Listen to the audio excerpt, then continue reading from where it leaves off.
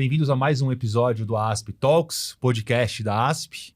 Hoje eu, na companhia de Patrícia Anastácio, conselheira da Associação dos Advogados, recebemos o Dr. Marcelo Brito Guimarães, advogado, mestrando pela PUC São Paulo. Marcelo, é um prazer recebê-lo e muito obrigado por ter aceito o nosso convite. Rogério, Patrícia e também a doutora Renata Mariz, assim, sabe quando o coração está cheio de felicidade? E espero estar passando pelo meu olhar e pelo meu sorriso. É felicidade estar aqui com vocês para a gente conversar sobre um tema delicado, que quem vai falar vai ser vocês. Eu não vou dar spoilerzinho, mas felicidade mesmo, porque ser advogado com esse perfil e lutar pelas pessoas que a gente vai conversar é uma felicidade. Obrigado pelo espaço de estar com vocês. Imagina, é uma honra para nós recebê-lo. Marcelo, o papo de hoje é sobre direitos LGBTQIA+. Marcelo, você é especialista no tema. Como sempre, abrindo com uma pergunta mais genérica, o que você acha que para quem quer conhecer um pouco mais esses direitos, quais são os conceitos que primeiro precisam ser fixados para a gente, numa espécie de um pequeno letramento, começar a conversar sobre isso? Rogério, eu vou te responder em duas vertentes. A sua pergunta especificamente, mas vou numa outra vertente. Antes de mais nada, é se despir dos preconceitos. Perfeitamente. Quem não os tem?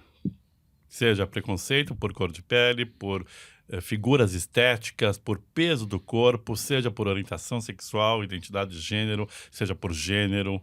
Então, nós, como advogadas e advogados, temos que nos despir dos preconceitos, senão não seremos, inclusive, bons profissionais.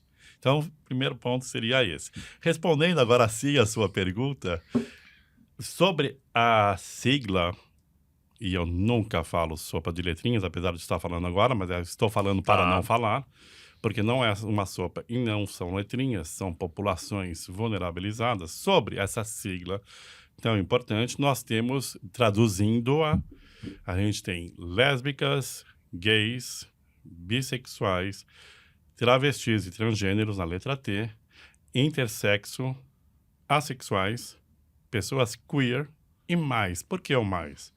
Porque sempre há divergências no sentido de novos comportamentos que nós, seres humanos, temos na nossa identidade tão única. Então, nessa primeira resposta, a sigla é essa. O que a gente pode conversar sobre ela, aí é com vocês. Patrícia, prazer recebê-la no podcast. É a primeira vez que você... Essa é a segunda vez. É a segunda vez, é Isso, verdade, eu participei a primeira vez com o Cristiano, a Silvia e a Flávia. Exato. Isso, o ano retrasado. E aí, agora, esse ano é a primeira vez aqui recebendo o Marcelo. Marcelo, obrigada aí pelo convite aí. E nós estamos falando sobre essa questão, quando a gente fala de letramento e de orientação, porque você fala assim, é orientação ou opção sexual? Porque a gente confunde isso também, não é? Olha, aliás, eu gostaria que vocês se colocassem como não advogados e advogada, para que a gente possa falar isso para um público que desconhece o tema. Né? Claro. Sim.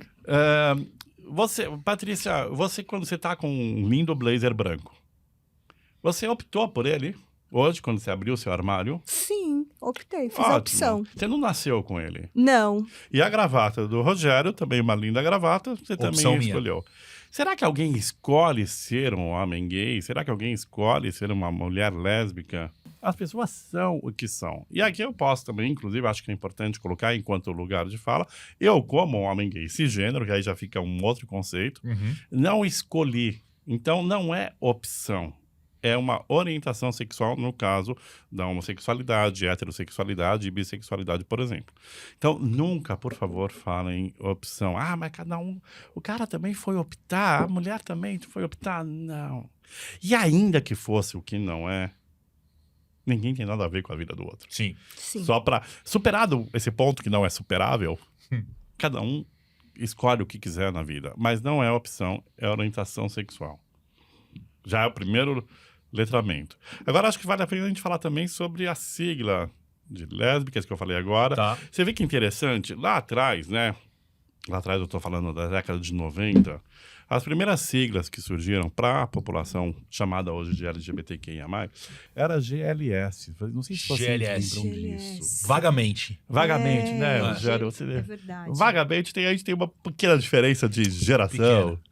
Então, porque eram gays, lésbicas e simpatizantes. Isso. E por que a necessidade de ter outras letras? Ou outras populações inseridas? Porque existem comportamentos que têm uma especificidade. Comportamentos, quero dizer, perfis humanos. Não estou julgando os comportamentos. Mas tem uma especificidade de perfil humano. Então, por exemplo, uma pessoa sexual não é uma pessoa gay ou uma pessoa lésbica necessariamente. Uma pessoa travesti, aliás, vale a pena já falar aqui um segundo pontinho, Patrícia, é a travesti. Sempre no feminino. E por quê? Porque Porque a assim pessoa- elas querem. Tá. Sim, sim. Porque, claro, aí eu até é muito cômodo eu responder assim, elas querem, não. Existe toda uma construção desse perfil que determinou por si mesmos e mesmas se chamarem de as travestis. Então, não chamemos as pessoas travestis pelo masculino. Então, cada letra tem a sua especificidade. E por isso que a sigla foi aumentando, que a Patrícia me perguntou ali no nosso esquenta, por que tantas letras? Porque são vários perfis que devem ter o seu reconhecimento. Assim como a gente, se você for pensar, a gente tem as pessoas negras e tem as pessoas pardas. Será que a gente não poderia pôr tudo no mesmo balaio? Não, existem diferenças.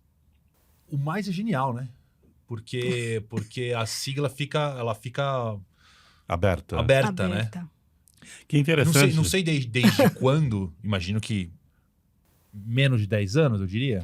Menos de 10 anos. Essa sigla... Quando eu fui, numa primeira vista eu não tinha entendido, mas quando eu entendi eu achei genial, que mostra que a sigla, acho que ela até pode ser ainda alterada, mas ela não é estática. Tem mais coisa aí que pode ser... Tem mais formas que podem ser admitidas. Assim como nós somos. Admitida Inclusive, não é a palavra, mas... Mas Inclusive, incorporadas, pode existir, trazidas, é. Inclusivos também, né? Incluídas, né? Porque a gente tem... Cada um de nós somos tão específicos que não dá para colocar tudo dentro de uma caixa. Eu gostei que você tenha gostado do Mai. Agora, também é interessante a gente pensar... você vê, LGBT e etc. Primeiro as mulheres. Sim, Antes era GLS. sim. Isso também, até onde eu tenho conhecimento da história do movimento social, é devolver e trazer a luz para as mulheres. Porque, Rogério, você e eu somos homens. A gente sabe o que é o machismo. As mulheres, obviamente, também sabem. Mas a gente sabe que, infelizmente, a sociedade é estruturada em cima dos valores masculinos. E ainda bem que isso está mudando. Então, a gente tem que dar o protagonismo devido também para as mulheres. Então, a sigla é o L na frente, por causa da força, inclusive, das mulheres lésbicas. Né? E aqui eu estou trazendo pequenos argumentos apenas. Tem muito mais coisa importante que as próprias mulheres lésbicas poderiam acrescentar melhor. Ainda na ideia de trabalhar com conceitos básicos. Qual a diferença de identidade de gênero e orientação sexual? Então, aí eu vou fazer um desafio. Vamos lá. Né, que acho importante. E vou brincar aqui com vocês com os conceitos. Se eu falar para você, por exemplo, Rogério, um homem trans gay, que imagem ou que ideia te vem à cabeça? É um homem que se identifica como mulher e tem orientação sexual mulher também. Que ótimo que você foi reprovado. Um homem trans gay. Tá. É uma pessoa... A palavra pessoa é interessante, que ela é Certo, neutra, tá? Tá certo. Tá. É uma pessoa que nasceu com genitália, que se chama de feminina, Tá. que se identifica como homem, Ah, tá. Se identifica como homem. e aí, independente de fazer qualquer transformação no próprio corpo, isso não é importante para esse conceito, que se identifica como homem, e o afeto dele é orientado para outro homem. Entendi. E aí, para deixar mais interessante a nossa diversidade humana, a gente pode ter um casal de 2 homens trans gays, Sim. que são 2 pessoas que nasceram, que a gente chama de sexo feminino. Eu estou tomando cuidado com as palavras para poder respeitar as identidades. E que se entendem como homens e que têm orientação sexual para outro homem. E a gente tem um casal de 2 homens trans gays. A Patrícia está pensando, o silêncio foi de pensamento. Não, porque eu já quero pensar nessa quando a gente fala da identidade de gênero, quando vem essa transformação, quando vem a cirurgia, não é, da mudança. Eu posso falar cirurgia da mudança? É certo falar isso? Cirurgia da mudança de sexo? Não sei. É certo isso? A palavra mudança a gente não usa. Tá. A gente usa redesignação. Tá. Sobre a cirurgia, algo que nunca se pergunta para uma pessoa trans. Coisas a não fazer. Entendi. Mas você é operada? É operado? Fazendo um paralelo, Patrícia, me permita criar um exemplo usando você. Por acaso você já colocou alguma prótese no seu corpo? Se pergunta isso? Não. Não. Faz todo sentido. Rogério, esse seu nariz também me permitindo aqui uma intimidade, só para ficar mais agradável ainda. É operado o seu nariz? Mas, Marcelo, quem te deu essa intimidade para me perguntar isso? Tá. Então, não se pergunta, porque é uma questão extremamente íntima. A pessoa, ela se identifica do jeito que ela se identifica. Ponto. Outro elemento que não se pergunta. Vamos supor que eu esteja falando com o João, e o João é um homem trans. Ou seja, uma pessoa que nasceu com o que a gente chama de sexo feminino. Certo. Mas qual era o seu nome antes de você mudar de nome? Esse nome que foi designado quando a pessoa nasceu, e para as pessoas trans, é o que a gente chama de nome morto. Não se pergunta o nome morto. Entendi. Ou então, se você for, eu não sei o seu estado civil, Patrícia, eu não sei se é casado ou divorciado, etc., mas vamos supor que você seja uma mulher divorciada.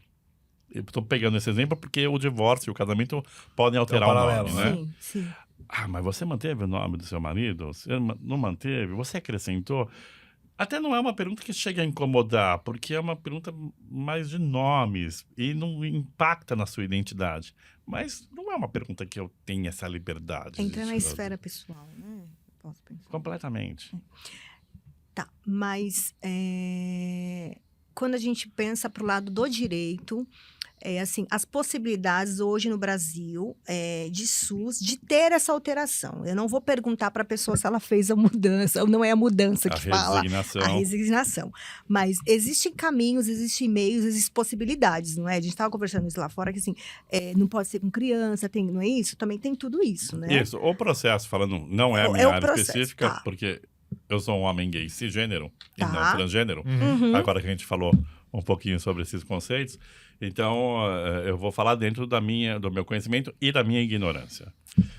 Eu sei que sim, existe a possibilidade de uma pessoa trans, com todo um protocolo dentro do SUS, fazer a cirurgia de resignação de sexo. Isso é acompanhado por psicólogos, por psiquiatras, mas não é, de fato, o meu foco. Sobre a questão de crianças, que é um assunto extremamente delicado, eu vou usar uma frase que eu ouvi de uma amiga querida, que é uma promotora de justiça, a doutora Cláudia McDowell, que é uma mulher lésbica, e uma vez ela falou para mim e falou assim, mas Marcelo, as crianças trans, as pessoas trans, não nascem trans aos 18 anos, que é quando se adquire a maioridade. Então, é um processo, também, de novo, dentro do meu parco conhecimento sobre essa área, mas é um processo que a própria identidade daquele ser humano vem se desenvolvendo na sua infância, depois na sua adolescência, e é acompanhado pelos profissionais competentes para poder entender e respeitar ou reorientar no sentido de fazer com que a pessoa tenha maior acesso a si mesma e realmente trazer à tona a sua identidade. Mas é uma construção durante a própria vivência daquela pessoa que chegou aos 18 anos. Então é interessante quando a gente fala sobre esse perfil etário de crianças e adolescentes, já existe sim um acompanhamento, existe até dentro do próprio Hospital das Clínicas um ambulatório que a sigla é Antigos, com M, a M de ambulatório, é um trabalho bastante sério que acompanha essas pessoas para poder fazer a melhor solução para cada um daqueles perfis. Mudando um pouco o foco para um viés mais jurídico, propriamente dito. O que você considera os marcos, os principais marcos desses direitos no Brasil e talvez no mundo? O mundo é muito complexo. Vamos começar pelo Brasil, depois a gente vai. Não, porque você lembra que eu contei aqui que em alguns lugares do mundo eu sou um criminoso, porque afinal a homossexualidade é crime. O mundo é um pouco demais. O mundo é um pouco demais. Isso vai ser um podcastão. Eu posso... Claro, vai depender do viés que a gente der na análise dos julgados, e todos eles que eu vou mencionar são do Supremo Tribunal Federal. Mas eu posso dizer os que impactaram a minha vida. Que eu, certo. Né, enquanto homem gay, e eu não estou repetindo aqui por uma questão de outing, eu não preciso disso, afinal eu tenho mais de 3 décadas de advocacia, então não é uma questão de ficar falando ou não falando, mas só porque quando eu falo, eu acho que tem propósito. Deixa eu fazer um parênteses aqui, depois eu volto para os marcos. Sem problema nenhum. Estava conversando com a Patrícia, Patrícia, como você se identifica em termos de cor de pele? Eu sou uma mulher negra. Uma mulher negra. Só para poder usar a terminologia correta de acordo com o que você decide, entende? Sim. Uma mulher negra como a Patrícia, por exemplo, ela não pode nunca deixar de ser negra em nenhum ambiente. Por quê? Porque é uma questão de identificação visual. Certo. Nós estamos falando de cor de pele. Então, a questão do racismo, ela sempre está presente numa sociedade racista como a nossa, porque uma pessoa negra não deixa de ser negra.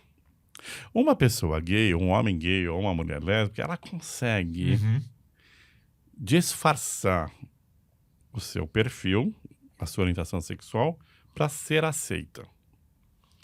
Acontece, e aí eu vou voltar e justificar nos marcos que você me perguntou, Rogério, acontece que o fato de você ter que desvirtuar a sua essência para você conseguir sobreviver, ser aceito e até, eventualmente, ter conexões profissionais e etc., isso tem um custo pessoal muito alto. Imagina que se eu falasse para você, assim, olha, para você, Rogério, para você ser advogado, eu preciso que você se apresente com o nome Marcos. Você fala assim, pô, mas Marcelo, por quê? Assim, não, porque a gente tem preconceito com o Rogério. Teve um cara aqui que não pode, que foi grave. Então você vai ter que começar a mentir o seu nome. Eu tô pegando o nome porque é a nossa identidade, claro, né? Claro. Você imagina o impacto, você vai se submeter a isso. Brutal. Sim. Imagina o impacto, então, nas outras áreas da vida, já que nós somos todo um ser humano só. E agora sim, indo diretamente para a resposta da sua pergunta, para mim os 2 marcos mais importantes são 2011, o reconhecimento pelo Supremo da união homoafetiva, e 2019, a criminalização da discriminação das pessoas LGBT. Perfeito. Por quê? Porque quando você tem o direito reconhecido à união estável e ao casamento, você está inserido dentro de uma construção de projeto de vida. Inclusive, os acórdãos do Supremo mencionam essa expressão, projeto de vida. Projeto de vida.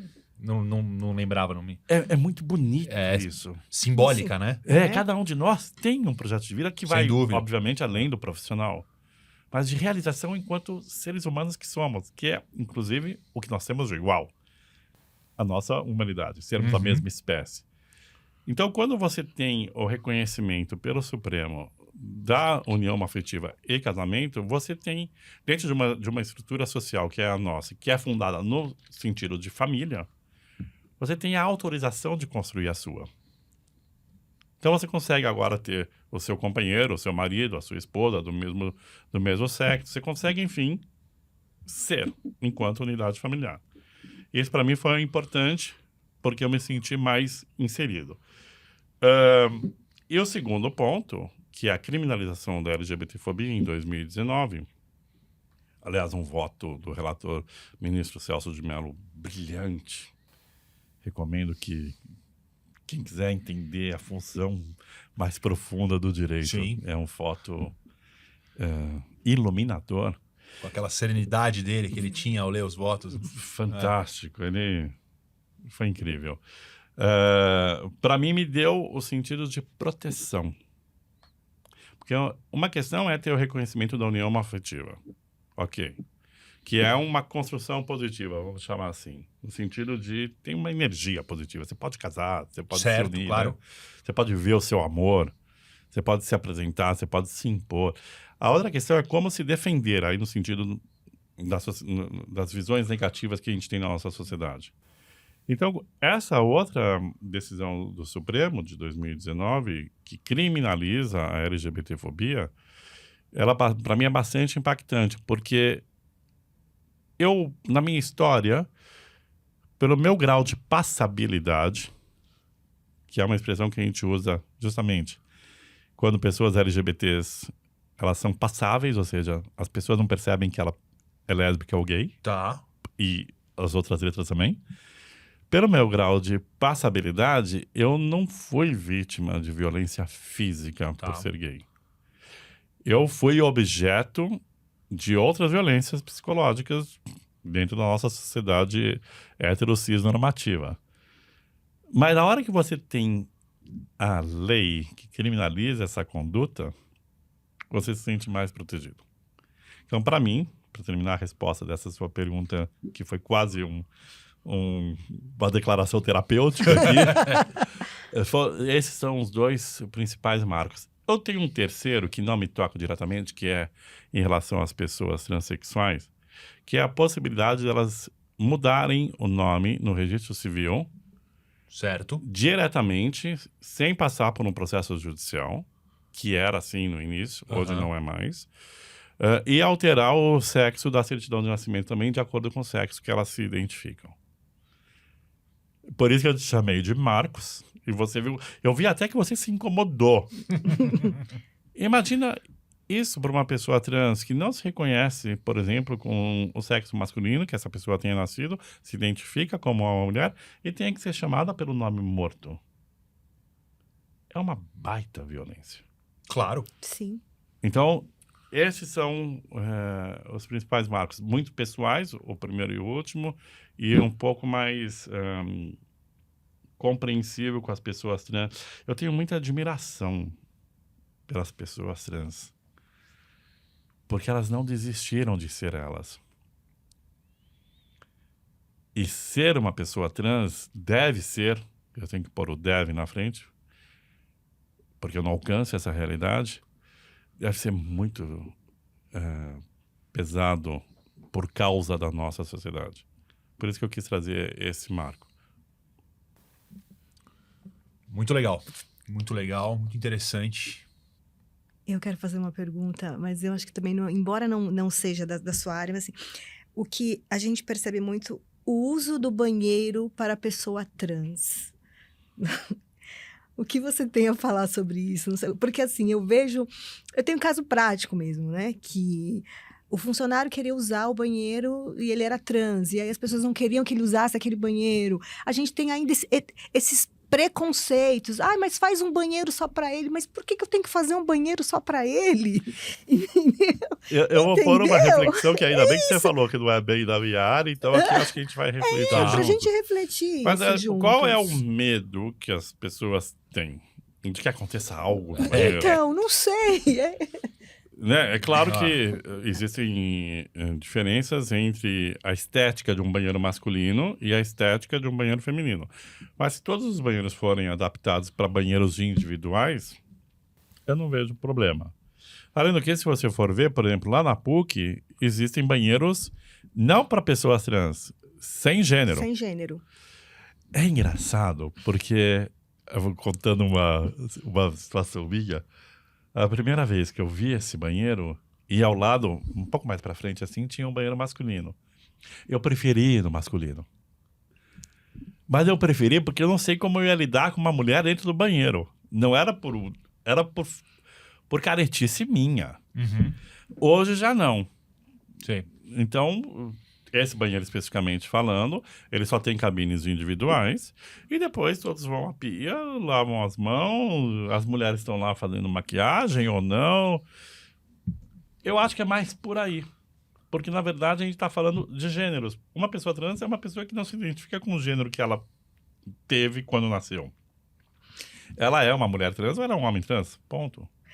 E assim, aí você me fez lembrar de um episódio.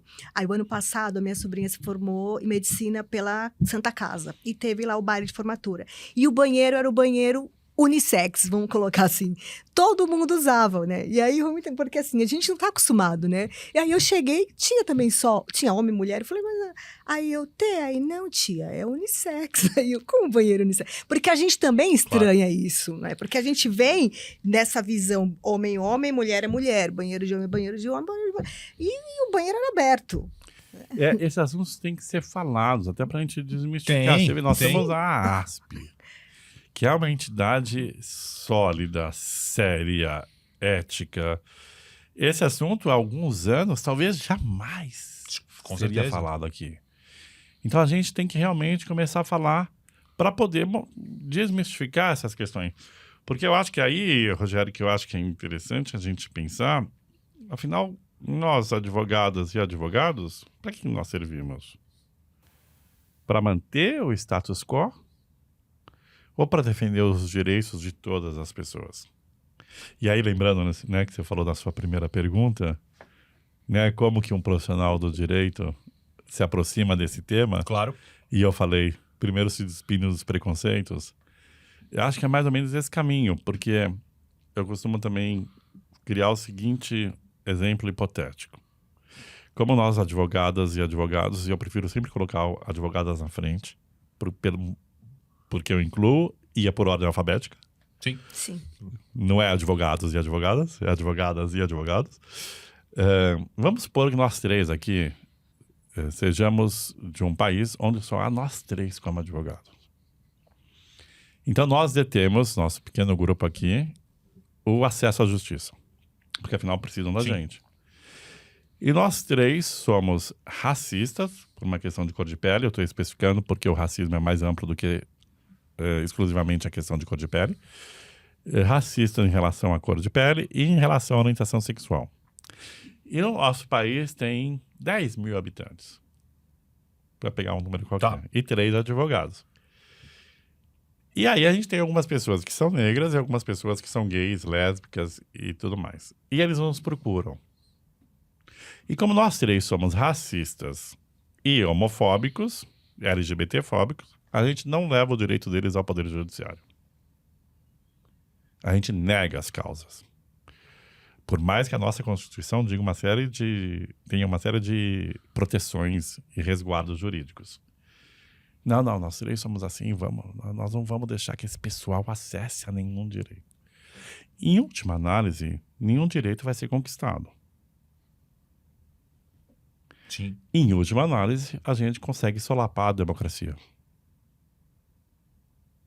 A gente consegue excluir uma população de ter os direitos resguardados.